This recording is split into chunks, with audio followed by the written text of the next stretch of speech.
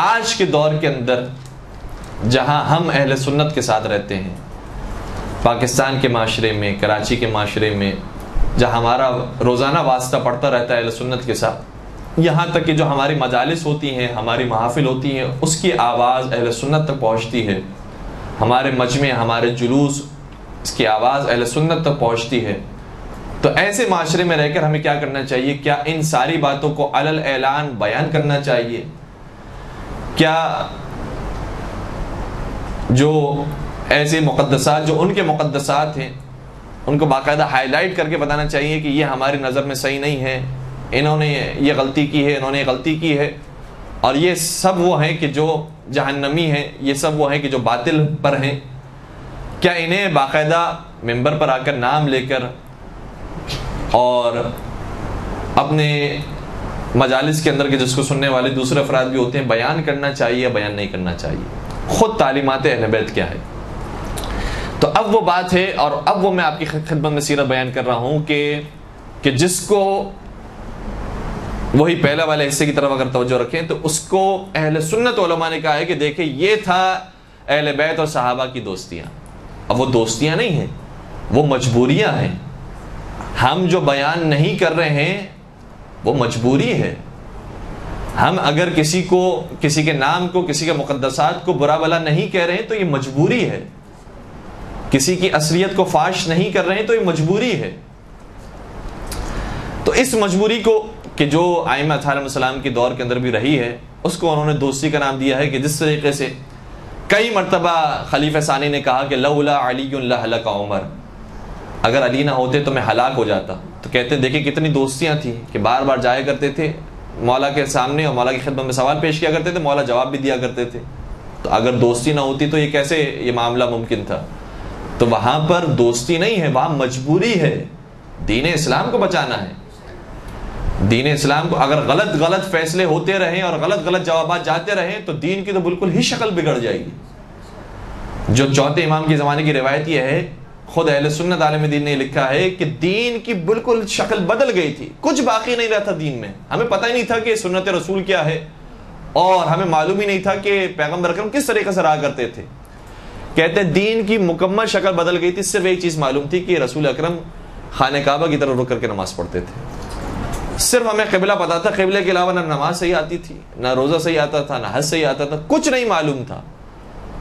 تو یہ اہل بیت ہیں جنہوں نے صحیح دین بتایا ہے. اور میں تو یہ کہتا ہوں کہ اہل سنت علماء اور اہل سنت کا جو مذہب باقی رہا ہے وہ بھی اہل بیت کے صدقے میں باقی رہا ہے. اگر کوئی صحیح بتانے والا ہوتا ہے تو جو جھوٹے بتانے والے ہوتے ہیں وہ اس میں سے کچھ نہ کچھ تبدیلیاں کر کے بتاتے ہیں کہ یہ نبی اکرم نے بیان کیا تھا، یہ سنت رسول تھی. لیکن کچھ موجود ہی نہ ہو تو اس کے اندر کیا اضافہ کریں گے، کیا کمی کریں گے؟ تو اہل بیت نے نہ صرف یہ کہ شیعت کو تو مستحکم کیا ہے، لیکن دوسری طرف سے خود بخود اہل سنت بھی مستحکم ہوئی ہے اہل بیت کے صدقے میں. اب ایسے ماحول کے اندر ہمیں کیا کرنا چاہیے جہاں پر اہل سنت ہمارے ساتھ موجود ہیں؟ تو خود مولا کائنات کی جو سیرت ہمیں نظر آتی ہے وہ سیرت ہمارے لیے بہت بڑا درس ہے کہ مولا کائنات کے حق کو چھینا گیا ہے. ہم مولا کے غم میں شریک ہیں، مولا کے غم میں روتے ہیں، لیکن ہمیں بھی وہی طریقہ اختیار کرنا چاہیے جو مولا کائنات نے کیا ہے. مولا کائنات جس طریقے سے گزار رہے تھے اپنی زندگی، ویسی زندگی ہمیں بھی گزارنی چاہیے. وفات رسول اکرم کے بعد مولا کائنات نے کئی مرتبہ احتجاج کیا ان کے سامنے، کوشش کی، صحابہ کو جمع کیا، انصار کو جمع کیا، مہاجرین کو جمع کیا کہ جو حقیقی حق ہے خلافت کا وہ اس کے صاحب حق تک پہنچ جائے. اور اتنی کوشش کی اور یہ کوشش ایسی تھی کہ سامنے والے افراد مجبور ہو گئے مولا کائنات کی گردن پر رسی باندھنے میں، بنت رسول کو شہید کرنے میں، دروازے علی و زہرا کو جلانے پر، اور اس طریقے سے ستم ڈھایا ہے اہل بیت کرام پر. یہ جو ستم ڈھایا ہے یہ مولا کائنات کو خود ستم ملا ہے، خود ظلم مولا کائنات کی ذات پر ہوا ہے. اور ہم تو ان کے اوپر ہونے والے ستم پر روتے ہیں، گریہ کرتے ہیں. مولا کائنات کی وہ جو زندگی ہے، اب جب حق کو چھین لیا گیا، خلافت کو چھین لیا گیا اور یہ واقعہ گزر گیا، اس کے بعد مولا کائنات 25 سال تک مدینہ کے اندر موجود ہیں. اور کتنے ہی موقع ایسے ملے مولا کائنات کو کہ جب خلیفہ کو قتل کر سکتے تھے، خلیفہ کے خلاف لشکر کشی کر سکتے تھے، ان کے خلاف جنگ کر سکتے تھے، ان کو مار سکتے تھے، یا اپنے دائرے کے اندر رہتے ہوئے ایک پارٹی تشکیل دے سکتے تھے، ایک لشکر، ایک گروہ بنا سکتے تھے۔ لیکن ہمیں مولا کائنات کی ساری زندگی کے اندر یہ ملتا ہے کہ مولا کائنات نے دین اسلام کو بچانے کی خاطر، حقیقی اسلام کو بچانے کی خاطر نہ تلوار اٹھائی، نہ اپنا گروہ تیار کیا، نہ اپنا کوئی لشکر بنایا، نہ ان کے مقابلے پر کوئی مسجد بنائی کہ وہاں پر ان کی نمازیں ہوتی تھی اور وہاں پہ خطبے ہوتے تھے اور وہاں سے ان کے خلاف بولا جاتا تھا اور وہ ان کے خلاف بولتے تھے، ایسا کوئی معاملہ ہوا؟ یعنی اس موقع پر بھی مولا کائنات نے دیکھا ہے کہ کس جگہ پر مجھے کلام کرنا ہے، کس جگہ پر مجھے بات کرنی ہے۔ اور نہج البلاغہ کو اگر ہم معیار بنائیں کہ نہج البلاغہ کے اندر مولا کائنات نے کہاں کہاں ان کے بارے میں بات کی ہے اور کہاں کہاں خلافت کے بارے میں بات کی ہے، تو بہت خوبصورت ایک نتیجہ ہے جو ہمیں نظر آتا ہے۔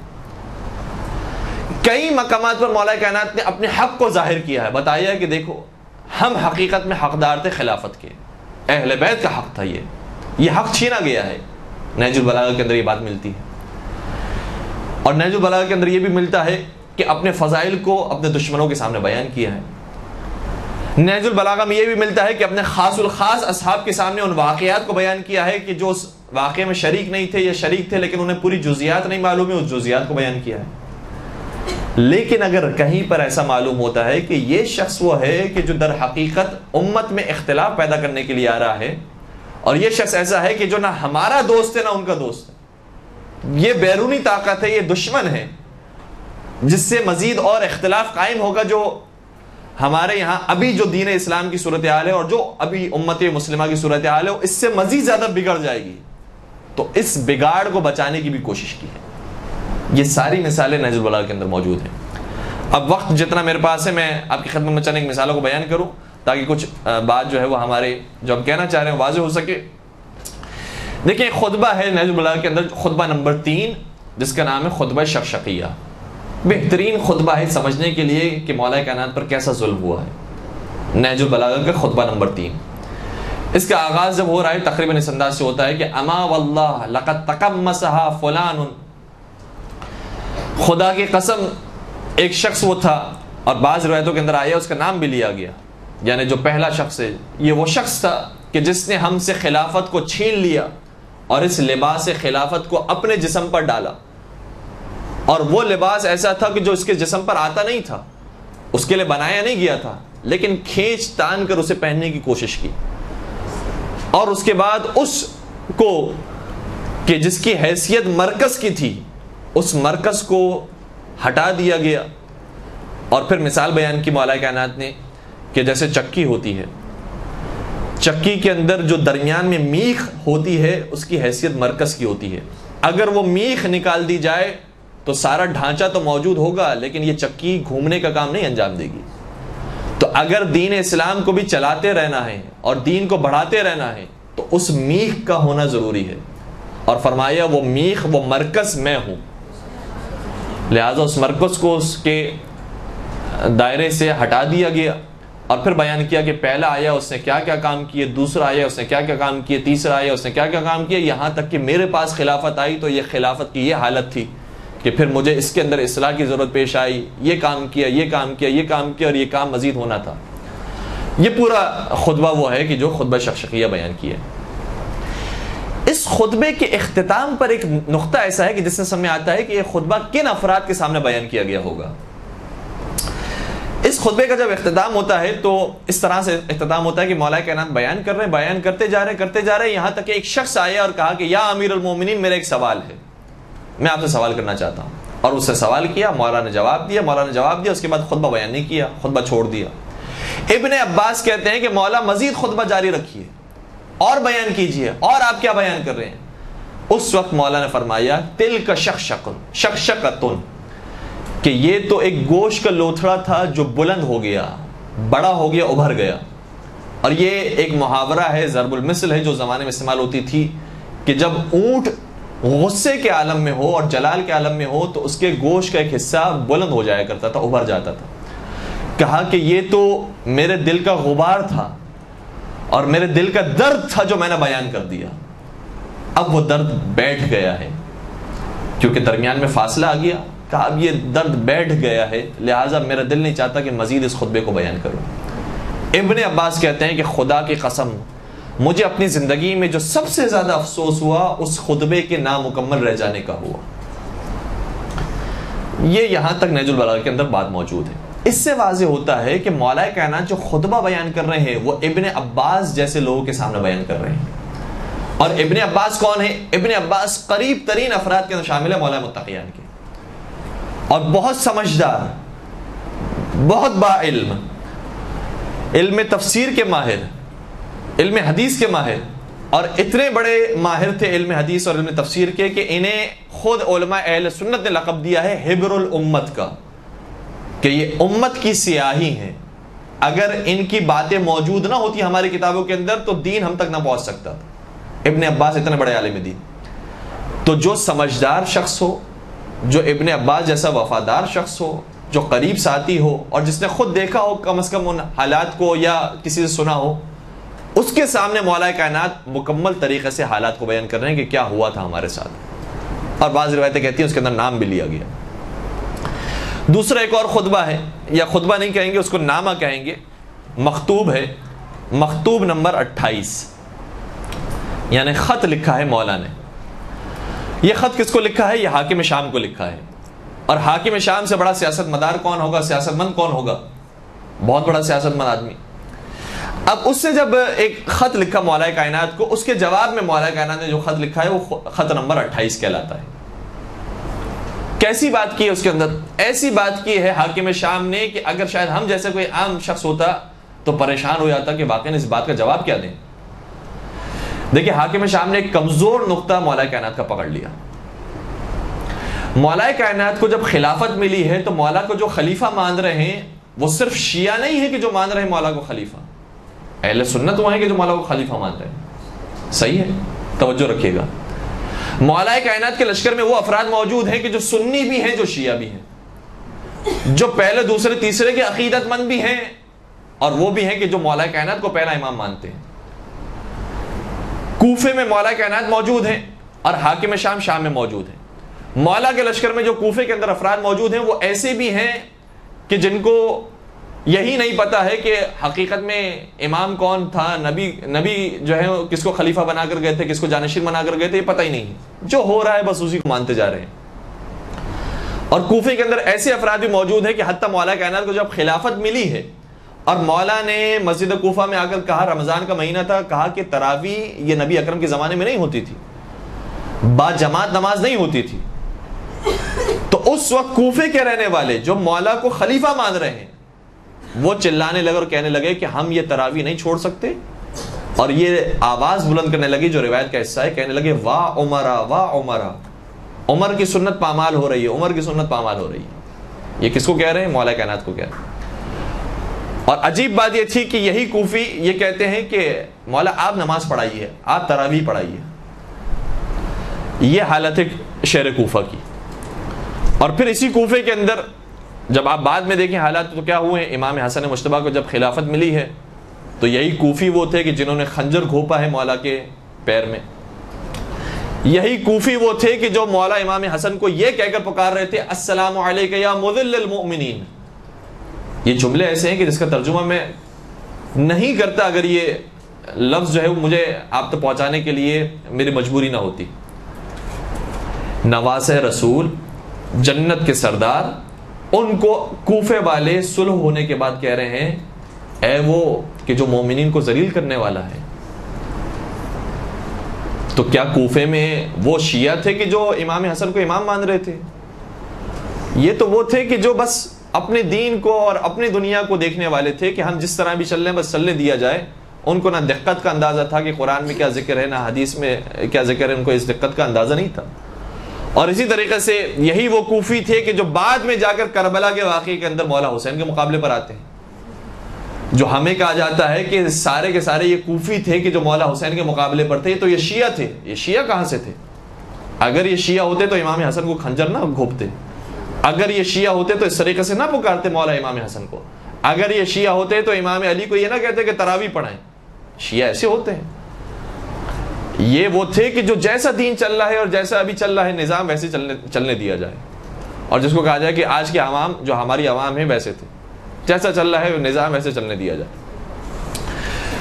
تو کوفے کے اندر مولا امیر المومنین موجود ہیں، شام کے اندر حاکم شام موجود ہے۔ حاکم شام نے خط لکھا اور خط میں یہ کہا کہ اے علی،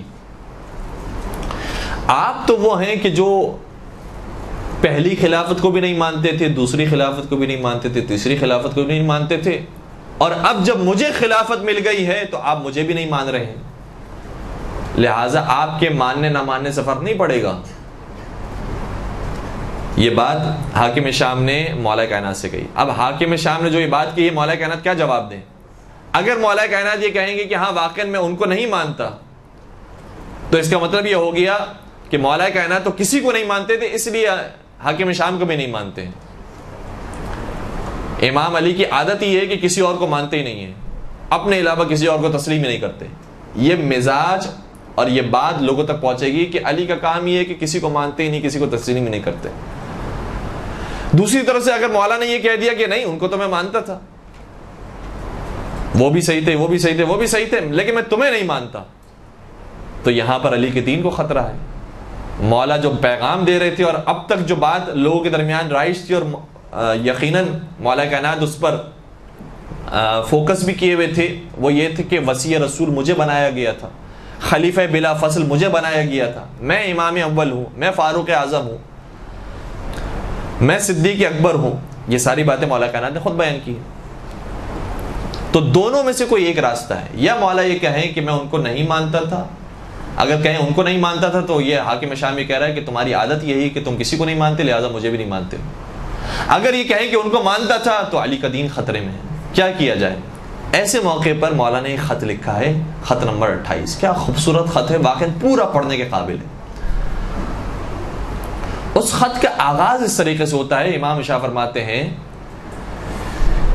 کہ اگر میں پہلے دوسرے اور تیسرے کو مانوں یا میں پہلے دوسرے اور تیسرے کو نہ مانوں، اس سے تمہاری خلافت پر کیا فرق پڑتا ہے؟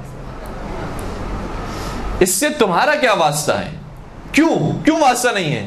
کیونکہ تم تو وہ تھے کہ تم نے اور تمہارے آبا و اجداد نے ہمیشہ دین اسلام کو نقصان پہنچایا، تو تم تو ان کی بات ہی نہ کرو کہ جو اسلام لے کر آئے تھے، تم تو ان کی بات ہی نہ کرو کہ جو پیغمبر اکرم کے لشکر میں شامل تھے، تم تو ان کی بات ہی نہ کرو کہ جنہوں نے زمانے رسول کے اندر اسلام قبول کیا تھا۔ تم یہ بتاؤ کہ تمہارے کیا کمالات ہیں، تمہارے کیا فضائل ہیں، تم دوسروں کی باتیں چھوڑ دو، تم اپنی بات بیان کرو۔ اور یہ جو جواب دیا ہے مولا کائنات نے، ابن ابی الحدید معتزلی کہتے ہیں کہ اس سے بہترین جواب ممکن نہیں تھا،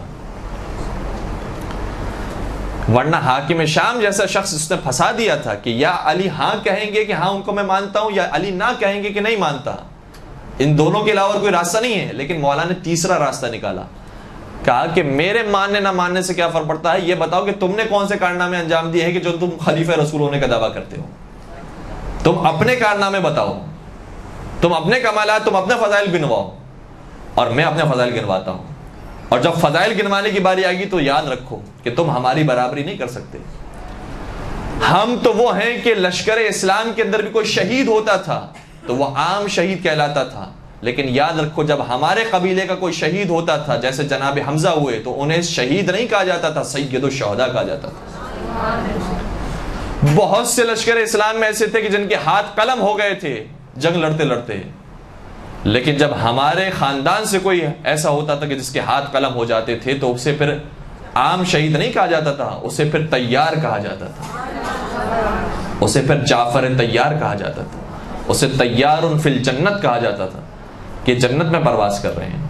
اور پھر فرمانے لگے کہ تم ہماری برابری نہیں کر سکتے، من النبی و منک المکذب، ہم تو وہ ہیں کہ ہمارے خاندان میں نبی اکرم آئے تھے اور تمہارے خاندان میں تو وہ آئے تھے جو نبی کا انکار کر رہے تھے، نبی کو جھٹلانے والے آئے تھے تمہارے خاندان میں۔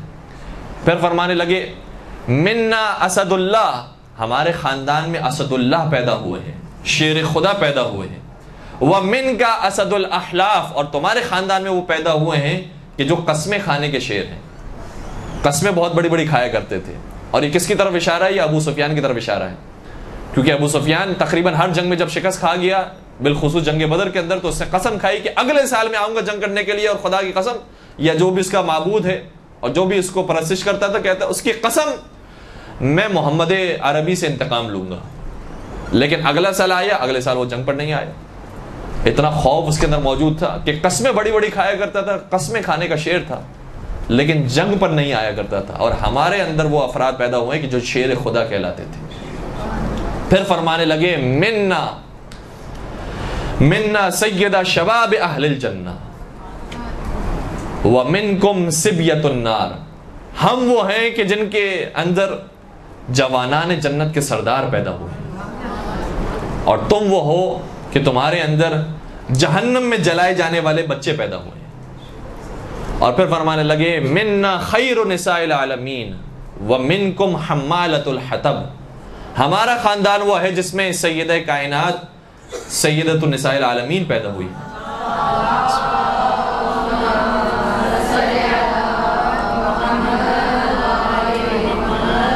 اور تمہارا خاندان وہ ہے جس میں ابو لہب کی بیوی پیدا ہوئی ہے. تو تم ہماری برابری نہیں کر سکتے. اپنے فضائل، اپنے کمالات بتاؤ کہ تم کس بنیاد پر کہہ رہے ہو کہ خلیفہ رسول ہو. وہاں پر مولا کائنات نے اس طریقے سے محکم جواب دیا ہے. یہاں تک بات لانے کے بعد اب بس 5 منٹ ہمارے پاس باقی بچی ہے. ایک اور نہج البلاغہ کا حصہ آپ کی خدمت بیان کرو، زحمت کو تمام کرو. دیکھیں اب تک مولا کائنات نے ابن عباس کے سامنے ہوا کھل کر بیان کیا کہ کیا کیا ہمارے ساتھ واقعات پیش آئے تھے.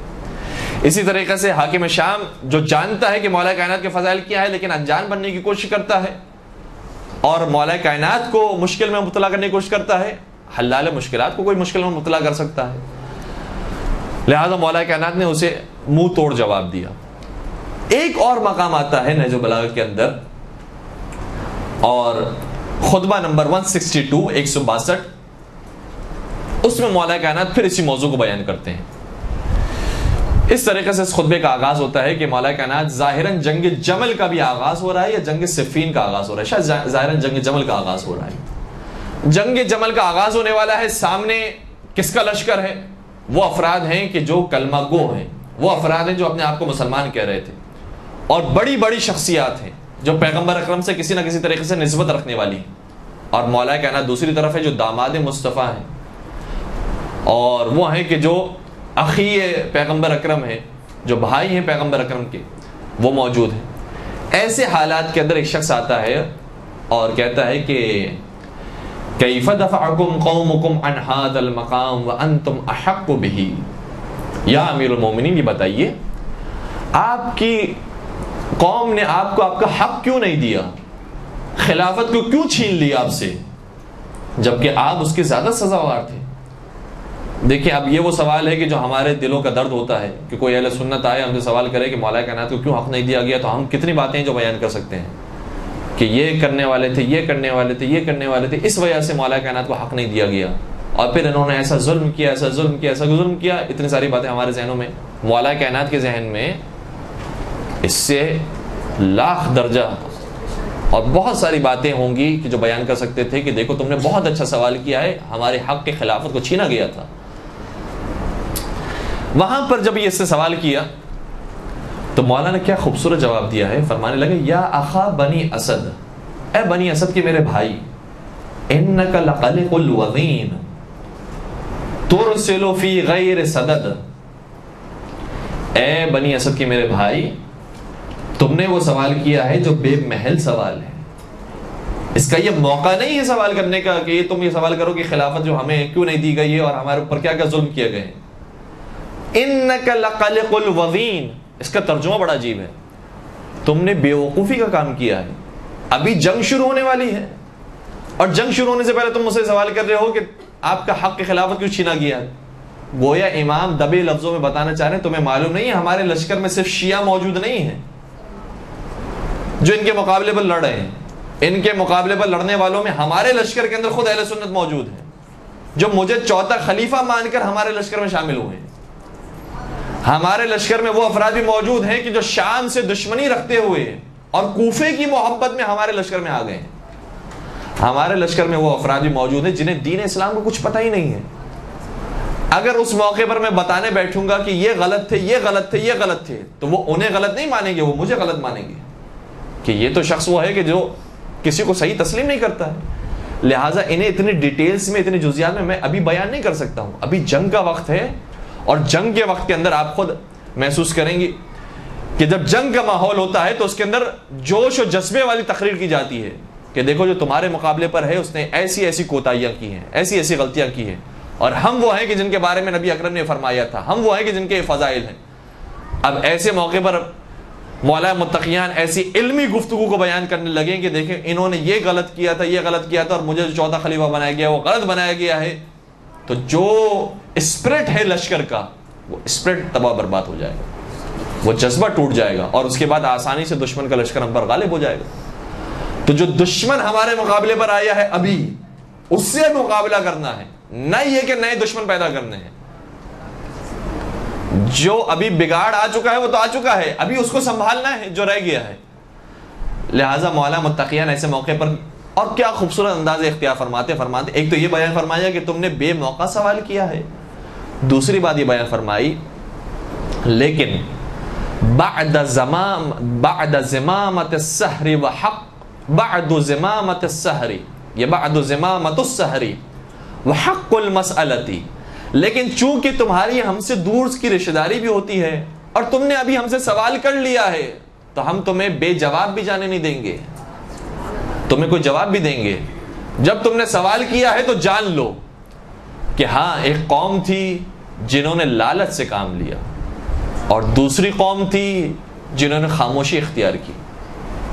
پھر فرمانے لگے والحکم اللہ والمعبد الیہ القیامہ, لیکن حقیقت میں جو حکم کرے گی ذات وہ پروردگار کی ذات ہوگی, وہ فیصلہ کرے گی کہ کون حق پر تھا کون باطل پر تھا.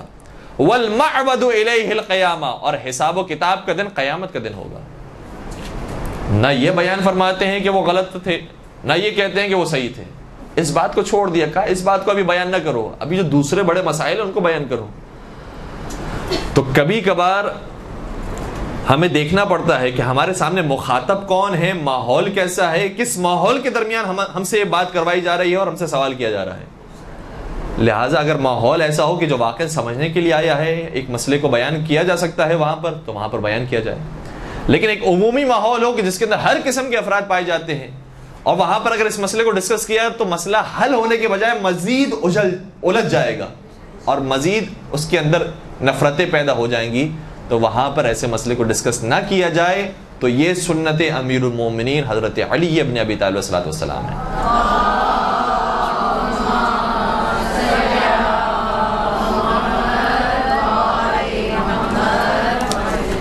وآخر دعوانا الحمد لله رب العالمين برحمتك يا أرحم الراحمين وصلى الله على محمد وآله الطاهرين.